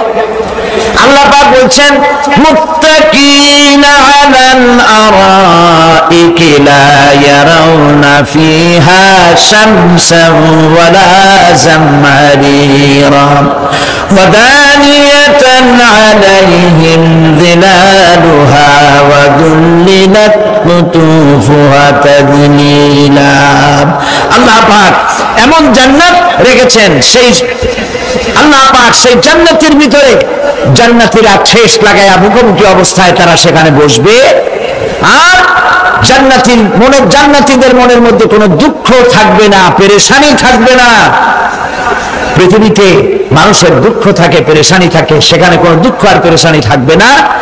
সেই জায়গাটা হবে সেটা তো নিয়ন্ত্রিত, না শীত না গরম, চির বসন্ত বিরাজ করবে, জান্নাতীরা সেখানে থাকবে। এই সুন্দর জান্নাত আল্লাহ পাক রেখেছেন মুত্তাকীদের জন্য। সুবহানাল্লাহ। কাফেরদের জন্য জান্নাত হয়েছে, জাহান্নাম হবে চিরকাল। খালিদিনা ফিহা আবাদান, চিরকাল কাফেরেরা জাহান্নামে থাকবে। সর্বশেষ যে ব্যক্তি জাহান্নাম থেকে মুক্তি লাভ করবে তাকে আল্লাহ পাক বলবেন, ফেরেশতাদেরকে বলবেন, আমার ফেরেশতারা আমার এই বান্দাকে জান্নাত এবং জাহান্নামের মাঝখানে রেখে দাও। জান্নাত এবং জাহান্নামের মাঝখানে লোকটি যখন থাকার জায়গা পাবে, সে জান্নাতের দিকে তাকায়া দেখবে আর কাঁদতে থাকবে।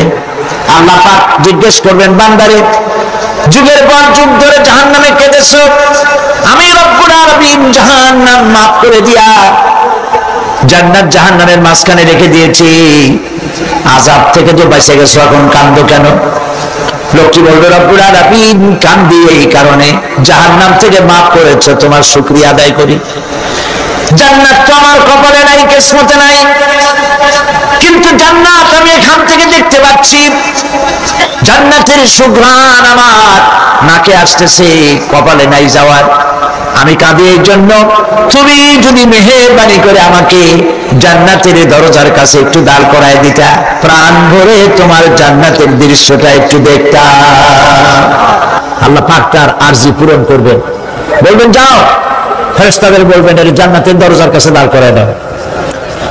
জান্নাতের দরজার কাছে দাঁড়িয়ে লোকটি আবার কান্না শুরু করবে। আল্লাহ পাক প্রশ্ন করবেন, এবার কান্দো কেন? লোকটি বলবে, রব্বুল আলামিন কান্দি এই কারণে, জান্নাতের এই দরজায় দাঁড়ায়া জান্নাতের অফুরন্ত নিয়ামত কিছুই ভালো করে দেখা যায় না, শুধু অল্প জায়গা দেখি। যদি তুমি আমারে দয়া করে জান্নাতের মাঝখানে দাঁড় করায় দিতা, চতুর্দিকে তাকায়া তাকায়া দেখা কলিজারে ঠান্ডা বানাইতাম। তবে আমি ওয়াদা করি, জান্নাতের কোনো নাজ নিয়ামত, কোনো ফল আমি খাবো না, ধরবো না, সইব না। একটুখানি মেহেরবানি করে মাঝখানে দাঁড় করাইয়া দাও, জান্নারে ঠান্ডা করি। আল্লাহ রব্বুল আলামিন ফেরেশতাদের বলবেন, আমার এই বান্দারে জান্নাতের মাঝখানে দাঁড় করাইয়া দে। আল্লাহর নবী বলেন, জান্নাতের মাঝখানে দাঁড়িয়ে লোকটি আগের চাইতে আরো জোরে চিৎকার মেরে কাঁদতে থাকবে। আল্লাহ পাক বলবেন, বান্দারে কি হলো তোর? দরজার কাছে আসতে চাইছি রে, আইনা দিলাম। আবার এবার মাঝখানে আসতে চাইছো, তাও এনে দিয়েছি, আবার কান্দো কেন? লোকটি বলবে, রব্বুল আলামিন এবার কান্দি এই জন্যে, তুমি যখন দয়া করে একটিবার জান্নাতের মাঝখানে এনে আমাকে দাঁড় করায় দিয়েছো, তুমি রহমান রহিম গফুরুর রহিম, এই জান্নাত থেকে আবার আর বাইর করে দিও না। আল্লাহ রাব্বুল আলামিন বলবেন, ও আমার বান্দারে, আমার এই জান্নাত তোর খুব পছন্দ হয়েছে নাকি? লোকটি বলবে, রব্বুল আলামিন কলিজা ঠান্ডা হয়ে গেছে, ভাবতেও পারি না এই জান্নাত এত সুন্দর।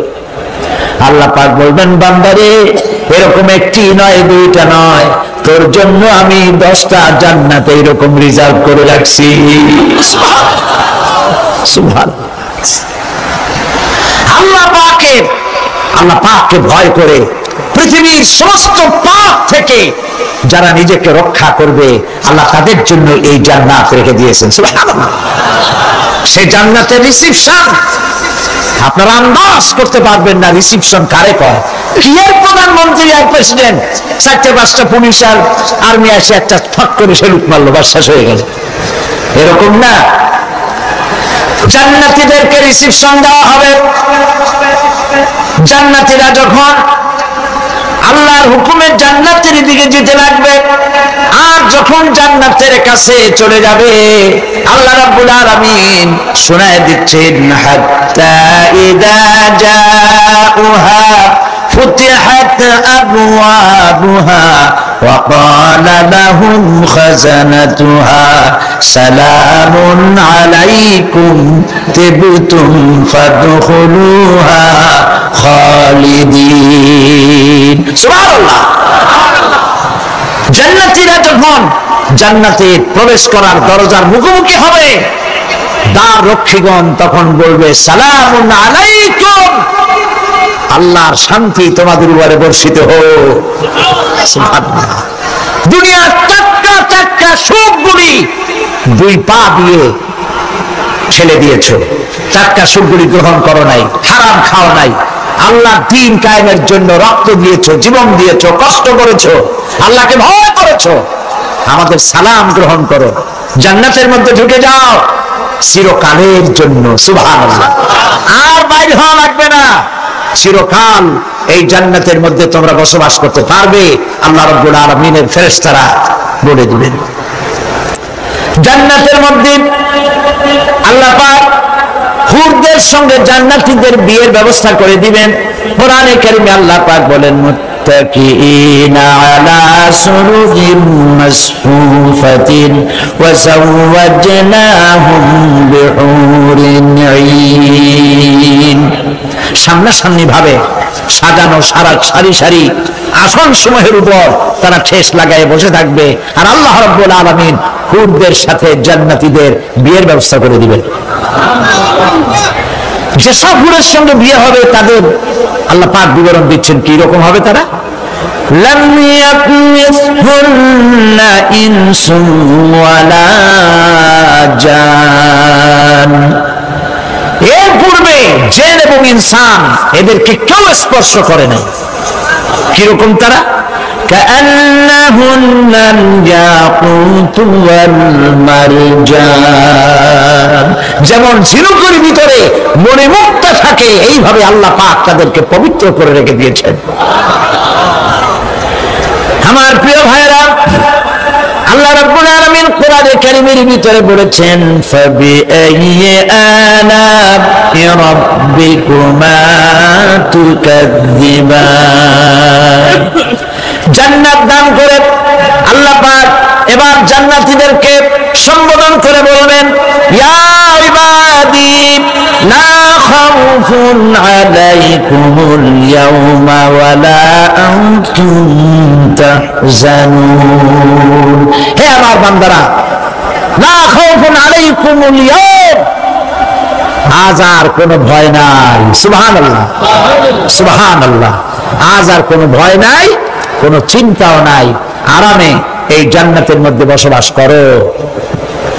এরপরে আল্লাহ পাক জিজ্ঞেস করবেন, ও আমার জান্নাতীরা, আমি যেসব ওয়াদা করছিলাম আমার ওয়াদা মোতাবেক সমস্ত নিয়ামত পেয়েছো? তারা বলবে, হ্যাঁ পেয়েছি, সব নিয়ামত আপনার ওয়াদা মোতাবেক সব পেয়েছি। আল্লাহ রাব্বুল আলামিন বলবেন, সব পাও নাই, আমার কাছে আরো বেশি আছে। সুবহানাল্লাহ, আমার কাছে আরো বেশি আছে। জান্নাতীরা বুঝবে না সে আরো বেশিটা কি, এর থেকে আর বেশি কি।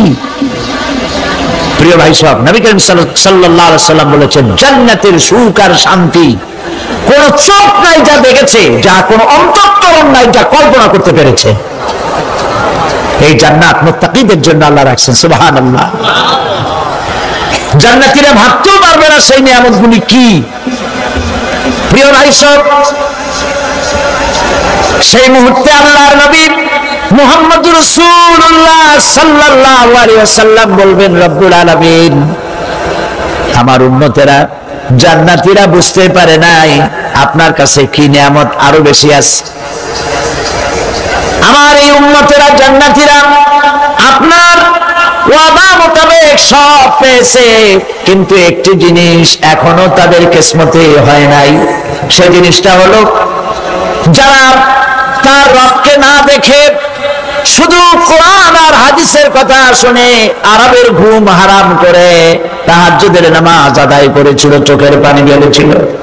যারা জান্নাত দেখে নাই, জাহান্নাম দেখে নাই, আপনাকে ভয় করে যারা জীবন পরিচালনা করেছিল, যারা আপনাকে দেখে নাই, না দেখে শুধু কোরআন হাদিস বিশ্বাস করে যারা অকাতরে নিজেদের জীবন বিলায় দিয়েছিল, এই জান্নাতীরা এখন পর্যন্ত তার রবকে দেখতে পারে নাই। আল্লাহ রাব্বুল আলামিন তার সামনে থেকে 70,000 পর্দা সরে যাবে। আল্লাহ পাক বান্দাদের আরজি পুরা করার জন্য জান্নাতীদের সামনে তিনি জালোয়া ফরজ হবে। কোরআন শরীফের ভিতরে আল্লাহ পাক বলেন জান্নাতীরা তারা আল্লাহর দিকে, জান্নাতীরা তার রবের দিকে তাকিয়ে থাকবে, আর রব তার বান্দাদের দিকে তাকায়া থাকবে। প্রাণ ভরে জান্নাতীরা রবকে দেখবে, সুবহানাল্লাহ, আল্লাহ পাককে দেখবে।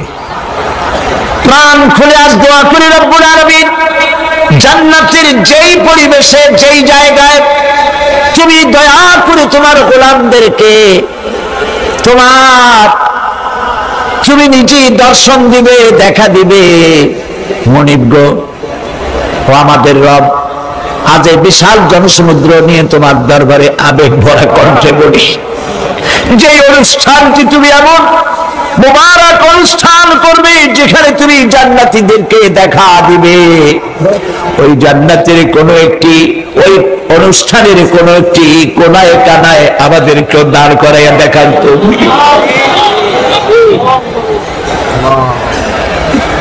প্রিয় ভাই সব, আল্লাহ রাব্বুল আলামিন মানুষের সামনে এত সব নিয়ামত রেখেছেন, এই জান্নাত দান করবেন। এরপরে আল্লাহ রাব্বুল আলামিন কোরআনে কারীমের মধ্যে বলেছেন রব্বিস সামাওয়াতি ওয়াল আরদি ওয়া মা বাইনাহুমার রাহমানি লা ইয়ামলিকুনা মিনহু খিতাবা। এই সব পুরস্কার রয়েছে তোমাদের সেই রবের পক্ষ থেকে যিনি আকাশ আর জমিনের মালিক। সুবহানাল্লাহ বলবেন না? যার সামনে কথা বলার ক্ষমতা কারো হবে না। এটি একটি মারাত্মক কথা। কিয়ামতের দিন আল্লাহর দরবারে কেউ কথা বলতে পারবে না আল্লাহর নির্দেশ ছাড়া। একটি আকীদা পরিষ্কার করে নিয়ে যান আপনাদের, সে আকীদাটা এভাবে পরিষ্কার করুন, কোন পীর সাহেব, কোন খাজা বাবা, কোন মাওলানা, কোন মুহাদ্দিস, কোন বুজুর্গ আপনাকে সুপারিশ করতে পারবে না যদি না আল্লাহ পাক তাকে কথা বলার তৌফিক না দেন। মনে থাকবে এটা। আয়াতুল কুরসির ভিতরে আমরা পড়ি মান যাল্লাযী ইয়াশফাউ ইনদাহু ইল্লা বিইযনিহি। আল্লাহ পাক বলেছেন কিয়ামতের দিন আল্লাহর দরবারে কার সাহস আছে কথা বলতে পারে? মান যাল্লাযী ইয়াশফাউ ইনদাহু ইল্লা বিইযনিহি। আল্লাহর ওয়াদা ছাড়া, হুকুম ছাড়া আল্লাহর সামনে কথা বলা সেদিন কেউ থাকবে না। সুবহানাল্লাহ, কেউ কথা বলতে পারবে না। সুপারিশ করতে হবে আল্লাহ যারে বলেন তুমি করো, অমুকের জন্য করো, সেই ব্যক্তি শুধু তার জন্যই করতে পারবে, আর কেউ কথা বলতে পারবে না। সেই কঠিন হাসরের ময়দান যেদিন শুধুমাত্র আল্লাহ পাক কথা বলবেন, আর যারে বলতে বলবেন সেই কেবলমাত্র বলতে পারবে। সুপারিশ এটি আল্লাহ পাক কিয়ামতে পারমিশন দিলে বলা যাবে। হযরত ইব্রাহিম আলাইহিস সালাম কিয়ামতের দিন তার নিজের পিতা সম্পর্কে সুপারিশ করবেন রব্বুল আলামিন, আমার আব্বার জন্য সুপারিশ করতেছি, মেহেরবানি করে জাহান্নাম থেকে তারে আপনি রক্ষা করুন। আল্লাহ রব্বুল আলামিন বলবেন ইব্রাহিম তোমার সুপারিশ মঞ্জুর হবে না। প্রিয় ভাই সব একটু মাথা খাটান, চিন্তা করেন। জাতির পিতা কে? জাতির পিতা চিল্লায় বলুন, কলিজা সাফ করে ফেলুন। মুসলমানদের জাতির পিতা হাফিজ আলী কেউ হতে পারে না।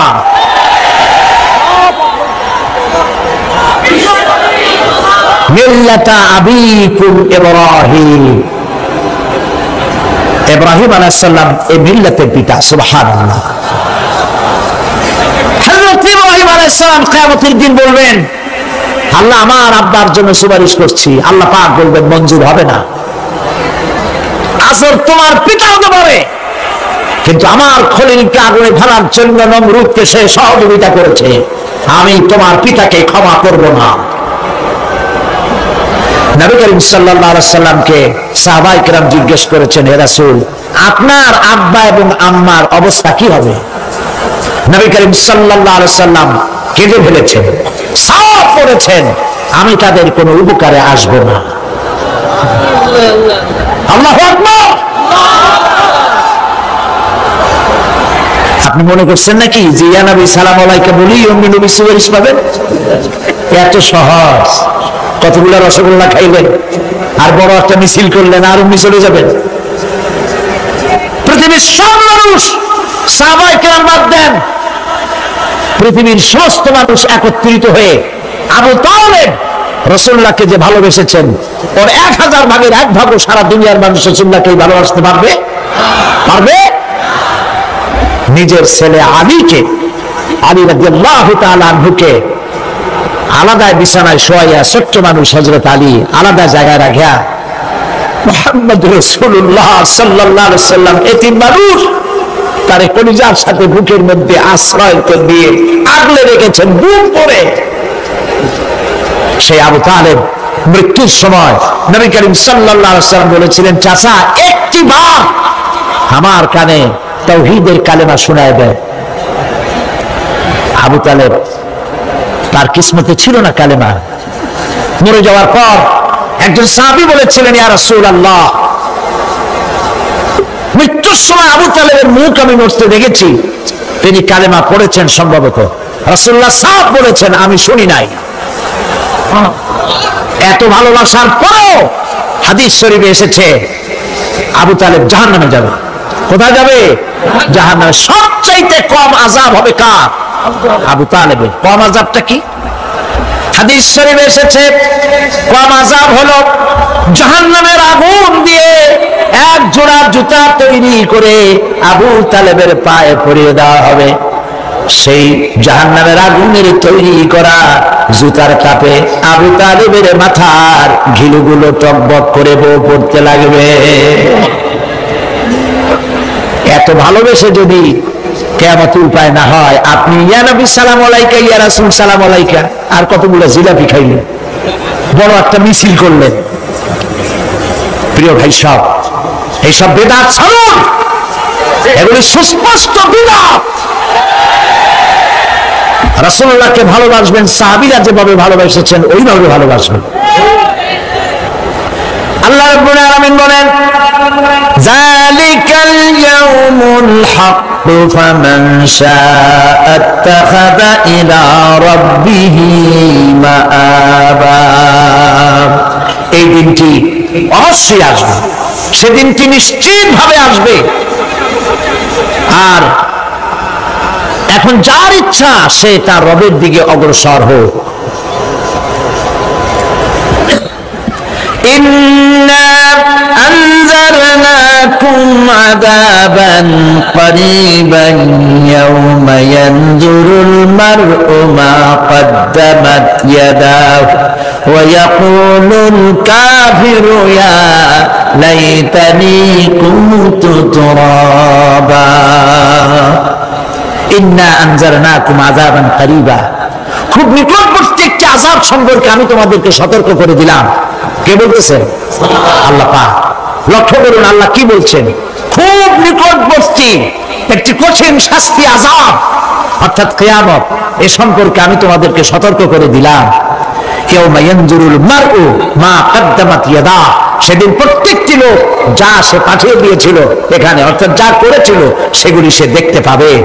আর তখন ওয়ায়াকুলুল কাফিরু ইয়া লাইতানি কুনতু তুরাবা, সেই কিয়ামতের ময়দানে অবস্থা দেখে কাফেররা বলবে, আহারে মানুষ না হইয়া যদি মাটি হইয়া যেতাম, যদি মাটি হতাম, যদি মানুষ না হয়ে না জন্মতাম, আজ এই হাসরের ময়দানে এইখানে এই বিচারের মুখোমুখি হতাম না, মাটি হইলে বরং অনেক ভালো হতো।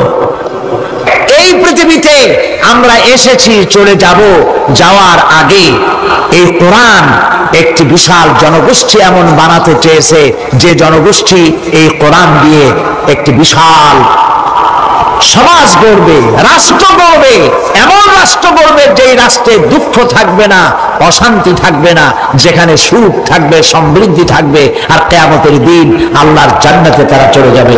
তেমন একটি সমাজকে আমরা চাই। সবাই বলেন, সেরকম একটি সমাজকে আমরা চাই। প্রিয় ভাই সব, কিয়ামতের দিন আমরা যেতে চাই জান্নাতে। কোথায় যেতে চাই বলেন? জোরে বলেন। এই জান্নাতে যাওয়ার জন্য দুইটা কাজ করতে হবে। কয়টা কাজ? আল্লাহ রাব্বুল আলামিন বলেন, ফামান কানা ইয়ারজু লিকাআ রাব্বিহি ফালইয়ামাল আমালান সালিহান ওয়া লা ইউশরিক বিইবাদাতি রাব্বিহি আহাদা। আল্লাহ পাক বলেন, যে বাজারা আমার সঙ্গে দেখা করতে চায় কিয়ামতে, দুইটা কাজ করা লাগবে। বলেন কয়টা কাজ?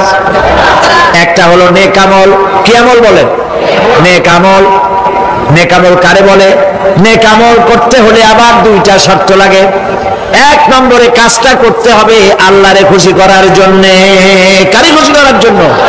একটা মাদ্রাসা বানাইছি যাতে লোকেরা বলে যে বড় একটা মাদ্রাসা বানাইছে, এই জন্য মাদ্রাসা বানাবেন, মসজিদ বানাবেন, হসপিটাল বানাবেন, যা কিছু করেন নিয়ত হবে আল্লাহকে খুশি করা। নিয়ত হবে কারে খুশি করা? আল্লাহ পাককে খুশি করা। এই হলো নেক আমলের প্রথম শর্ত। কাজ হবে আল্লাহকে খুশি করার জন্য। দুই নম্বরে কাজটি হতে হবে সুন্নতে নববী সাল্লাল্লাহু আলাইহি ওয়াসাল্লামের উপরে। মনে রাখবে, দাড়ি রাখবো। কেন রাখবো? রাসূলের সুন্নাত। রাখবো কারে খুশি করার জন্য? আল্লাহ খুশি করার জন্য। রাখবো কার মতো? রবীন্দ্রনাথের মতো, কার্ল মার্কসের মতো, কবির মতো নয়। রাখতে হবে কার মতো? নবীর মতো। বুঝে নেন, কাজটা হতে হবে আল্লাহকে খুশি করার জন্য। দুই নম্বরে কাজটা হতে হবে সুন্নতে নববী সাল্লাল্লাহু আলাইহি ওয়াসাল্লামের উপরে হতে হবে। তাহলে এই হলো এক নম্বর। জান্নাতে যাওয়ার জন্য, আল্লাহর সাথে দেখা করার জন্য এক নম্বরের কাজ হলো নেক আমল। বলেন এক নম্বরের কাজ কি? দুই নম্বরের কাজ ওয়ালা ইউশরিক বিইবাদাতি রাব্বিহি আহাদা। আল্লাহ রাব্বুল আলামিনের ইবাদতের সাথে কাউকে শরীক স্থাপন করা যাবে না। আমরা যারা মুসলমান, অধিকাংশ মুসলমান শিরকের ভিতরে মুবতালা হয়ে আছে। বিশ্বাস করেন কিনা বলেন? কাফেরেরা তো মুশরিক আছে, ওরা তো মুশরিক আছেই, কিন্তু আমরা মুসলমানেরা আমাদের আমলের মধ্যে, আমাদের অজান্তে সবের নিয়তে অনেক শিরক আমরা করে বসি। নাউজুবিল্লাহ। বলেন নাউজুবিল্লাহ। এই জন্য আমি বারবার সতর্ক করি, নিজেকেও করি, আপনাদেরকেও করি। এই কারণে করি, শিরকের গুনাহ আল্লাহ মাফ করবেন না। ইন্না শিরকা লাযুলমুন আযীম।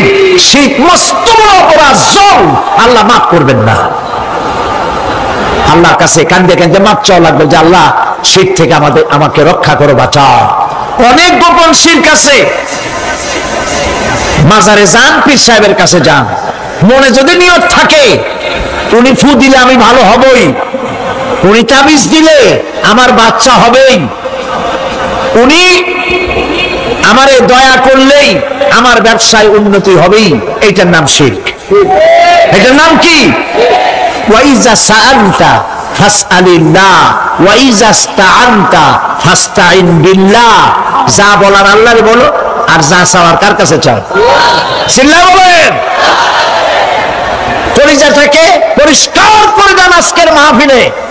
এই কলিজায় কারো প্রতি কোনো ভয় রাখবো না আল্লাহ ছাড়া। ভয় করবো কারে বলেন? মহব্বত আল্লাহ ছাড়া, এত বেশি মহব্বত আর কাউকে করবো না। আল্লাহ তাআলা আমাদের কলিজায় তোমার ভয় এবং মহব্বত দিয়ে ভরে দাও। রাসূলের মহব্বত দিয়ে আমাদের দিলকে ভরে দাও। বিশ্বাস করুন ভাই সাহেব, কোরআন শরীফ আমার সামনে, বিশ্বাস করুন। দেশি পীর বিদেশি পীর, খাজা বাবা দেশি এবং বিদেশি, কেউ আপনার ভাগ্য বদলাই দিতে পারবে না। এই পিছনে দৌড়ায় দৌড়ায় কোনো লাভ নয়। এতক্ষণ মসজিদের ভেতরে বসে আল্লাহর কাছে কাঁদেন। ফাকালা রাব্বুকুম উদউনি আস্তাজিব লাকুম। তোমার রব বলেছে আমারে ডাকো, আমি ডাকের সাড়া দিয়ে দেব। সুবহানাল্লাহ। আর আল্লাহ বলেছেন আমার ইবাদতের সাথে কাউকে শরীক করবে না। খবরদার। আলাইসাল্লাহু বিকাফিন আবদা। আল্লাহ প্রশ্ন করছেন আলাইসাল্লাহু বিকাফিন আবদা, আমি কি আমার বান্দার জন্য যথেষ্ট নই? চিল্লায় বলুন অবশ্যই যথেষ্ট। আবার বলেন অবশ্যই যথেষ্ট। কলিজা সাফ করে ফেলেন। সম্রাট শাহজাহান, দিল্লির সম্রাট, হাবিজাবি সম্রাট না, দিল্লির সম্রাট। এখন কোথায়? কবরের মধ্যে। কবি বলতেছেন শাহনে জাহাं को जिन्हें फक्र से देते थे बाज, शाहने जहां को जिन्हें फक्र से देते थे बाज, वाज कब्र में है सूरह अलहम्दु की मोहताज। সারা ভারতবর্ষ যারা ট্যাক্স দিয়ে নিজেকে সৌভাগ্যবান বলে মনে করত, সে আজ কবরের মধ্যে ভিক্ষুকের মতো সূরা আল-হামদুর মতো একটি সূরার মুহতাজ হয়ে ভিক্ষুকের মতো শুয়ে আছে। সম্রাট শাহজাহান মসজিদে বসে আছে, এক ফকির ঘুরতেছে। লোকেরা কয় ছোটবেলা থেকেই তোমার খয়রাত করতে দেখলাম, ভিক্ষা কি জীবনেও যাবে না তোমার? লোকটি বলছে আমি ভিক্ষা করবো ছাড়া আমার উপায়টা কি? এই লোকটি আমি ভিক্ষা করা ছাড়া করবো কি? লোকেরা তো আমার 60 টাকা 50 টাকা 100 টাকা দেয় না, 4 আনা 5 আনা 1 টাকা এই আমার দেয়, এই দিয়ে আমি বড় লোক হবো কেন? লোকটি বলছে আচ্ছা দেখো, তুমি তো জায়গা মতো যাইতে পারো নাই, বাদশার কাছে যাও, এমন দেওয়া দেবে জীবনে আর খয়রাত করা লাগবে না। তো বাদশার কাছে গিয়ে খয়রাতি যাইতে পারে কোনোদিন? হ্যাঁ এখন পারবা। কেমনে? সম্রাট শাহজাহান এখন একা একা মসজিদে আছেন। তখনকার এসব বাদশারা অনেকে নামাজি ছিলেন, দিনদার ছিলেন।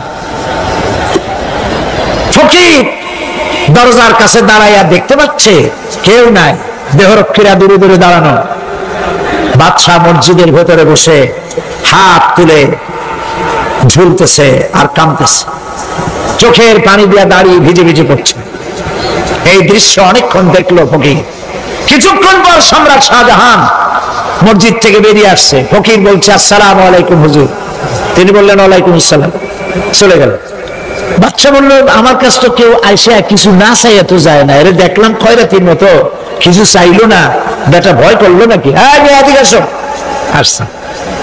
ভয় পাইছো? কয় না ভয় পাইনি। তো কিছু যে চাইলে না? ফকির বলছে জাহাপানা সত্যিই কিছু চাইতে আসছিলাম, তারপর চাইলে না কেন? ফকির বলছে জাহাপানা সারা জীবন ভিক্ষা করেছি, আর আজ দিল্লি সম্রাটের কাছে বেশি পাওয়ার লোভে এসেছি না, কিন্তু আপনার দশা দেখা আমার জ্ঞানের চোখ খুলে গেছে। আমি লক্ষ্য করে দেখলাম আমি সম্রাটের কাছে চাইতে এসেছি, হাত তুলি নাই, বিনয় প্রকাশ করি নাই, চোখের পানি ফেলি নাই, কিন্তু লক্ষ্য করে দেখলাম দিল্লির সম্রাট আমার চাইতেও বড় ভিক্ষুকের মতো। আবার কোন সম্রাটের কাছে হাত তুলা কান্দে? আমার জ্ঞানের চোখ খুলে গিয়েছে, আমি বুঝতে পেরেছি সম্রাট কান্দে, যেই সম্রাটের কাছে তারে ছাড়া আর কারো কাছে জীবনে চাইব না। এই কথাই সূরা ফাতিহায় প্রত্যেকদিন পড়ি, বুঝি না কি পড়ি, ইয়াকা না'বুদু ওয়া ইয়াকা নাস্তাঈন।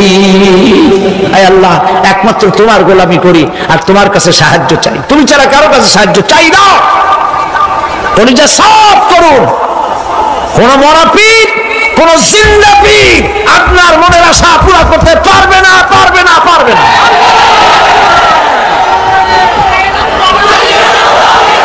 আর আজ থেকে কোন মাজারে টাকা দিবেন না, পয়সা দিবেন না, আগরবাতি দিবেন না, মোমবাতি দিবেন না, গোলাপ পানি দিবেন না। কারা কারা দিবেন না হাত উঁচু করে দেখা। সুবহানাল্লাহ, আলহামদুলিল্লাহ, লা ইলাহা ইল্লাল্লাহ।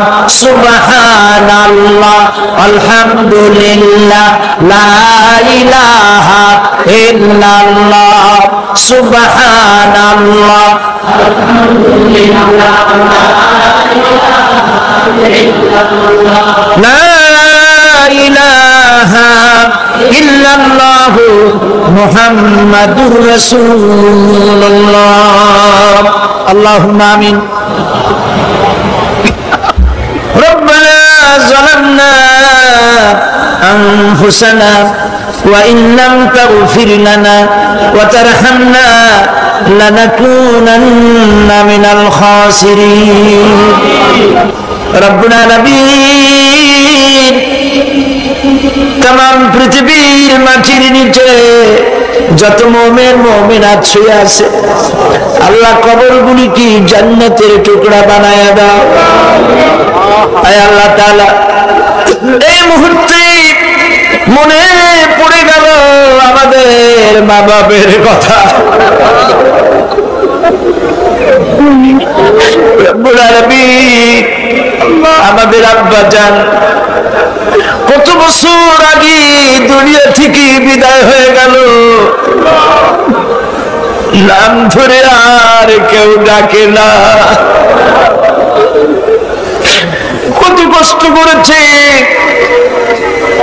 ধান বিক্রি করে, সুপারি বিক্রি করে, নিজের পেটে না দিয়া নিজের ভালো জামা না বানাইয়া আমাদের লেখাপড়া শিখাইছে, বাড়িঘর বানালো। আর একদিন তোমার দেখি সারা দিয়া চলে গেল, যুগের পরে যুগ চলে গেল, বাপের মুখ আর দেখি না। আল্লাহ তাআলা আমাদের আব্বা জান যাদের দুনিয়া থেকে বিদায় হয়ে গেছে, কবরটাকে বেহেশত বানায়। তুমি সম্রাটের সম্রাট, তুমি রাজাধিরাজ, তোমার মহব্বত ছাড়া কোনো মহব্বত যেন কলিজায় থাকে না মাবুদ। তোমাকে ছাড়া কাউকে যেন ভয় করি না মাবুদ। সারা জীবন শিরক আর বিদআত থেকে আমাদের তুমি বাঁচাও আল্লাহ। তোমার জাহান্নামকে আমরা ভয় পাই। আল্লাহুম্মা আজিরনা মিনান নার, আল্লাহুম্মা আজিরনা মিনান নার, আল্লাহুম্মা আজিরনা মিনান নার। রব্বানা তাকাব্বাল মিন্না إنك أنت السميع العليم وتب علينا إنك أنت التواب الرحيم سبحان ربك رب العزة عما يصفون وسلام على المرسلين والحمد لله رب العالمين واجعل آخر كلامنا عند الموت لا إله إلا الله محمد رسول الله.